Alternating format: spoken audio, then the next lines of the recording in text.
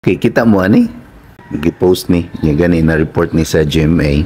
Nag-post ani ningon siya nga mao ni ang result sa ilahang spelling quiz. Kung atong i-atras 2024 bago lang naman ang school year 2024-2025, honestly, nag-expect ko ani 12 years ago.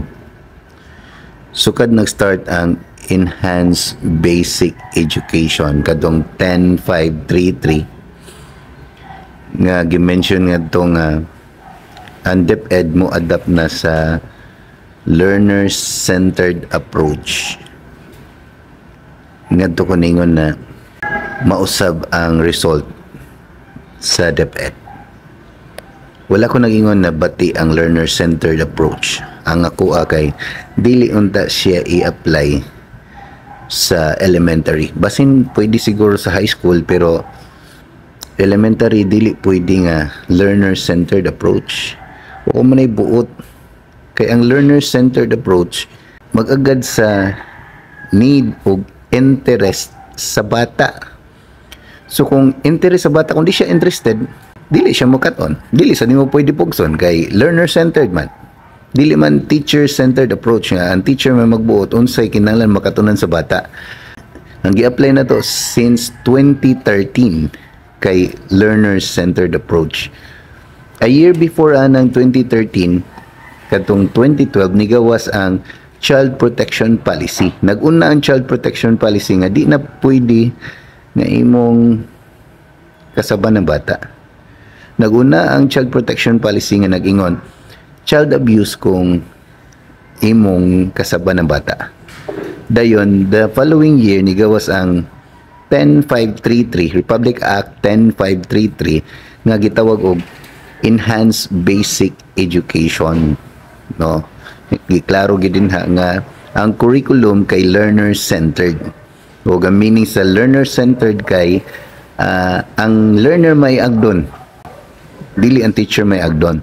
O gani pag 2015 giusab ang grading system from zero-based, giusab ang grading system into gitawag og transmuted grades, na meaning kung 0 ang kuha sa bata, iyang grado na ay 60. Sa una, before ana kay zero-based, kung 0 imong score, 0 imong grado. Grade ha, grade atong gisgutan na.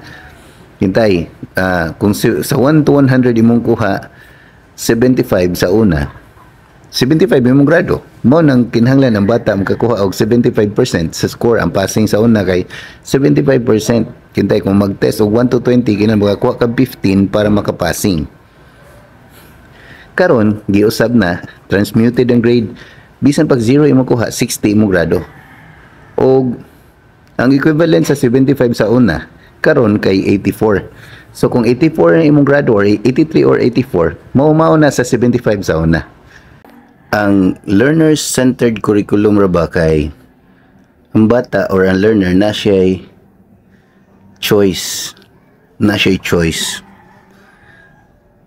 Pwede siya mupili. Manang kung kamatikod mo lately sa akong mga post, katong ganahan maminaw, paminaw maayo, ang dili ganahan maminaw, ayog disturbuhan yung classmate. Ang ganahan mo kasabot, paminaw. Ang di ganahan maminaw, ay lang pagsamok ha. Di nga na, ginawagtang na itong standard. Manang di ta pwede mahibong anong niubos ang atong standard. Kaya pag 2012, nagsugod ang Child Protection Policy, di na pwede maningka mga saba, mga maestra. So, di sa pwede mamugos sa maestra kay pag 2013, learner-centered approach. Ang bata, pwede mo pili. Para na ako, okay man na. Kung college na siguro, learner-centered approach na naman yung mga buot. Pero ari sa lower grade, gikan kinder, ambot lang ha, ako ani personal na opinion. Nasakto unta i-apply na ang learner-centered approach ari na siguro sa senior high school. Pero di man ako policy maker. Ni follow rami sa unsay guidelines o orders nga gihatag sa MUA. So, naglibog ko nganong moreklamo ang tanan nga nausab ang result or ni usab ang performance sa mga bata sa DepEd nga nagsunod raman ang mga teachers sa unsay order. Kamo sa inyo kasulti ana.